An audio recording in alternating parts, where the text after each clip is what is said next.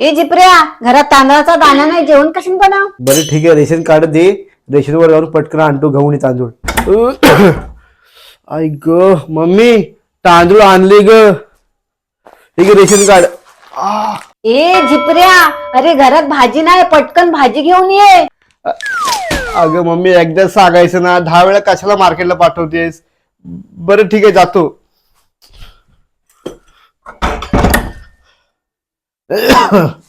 Mummy, भाजी आणले ग आणि लसूण पण आणले. ए जिप्रिया, कपडे धुवाय साबण नाही, साबण घेऊन ये पटकन, नाही तर तुझे कपडे धुणार नाही हा? अरे मम्मी, एकदा सांग ना, काय अशी धावपळ करतेस ग, मला जीव जाताला. अगं नाही, उठतोय जातोय. मम्मी, साबण आणले ग, वर्षभर साबण पुरतील एवढे आणले, आता तरी माझे कपडे धु.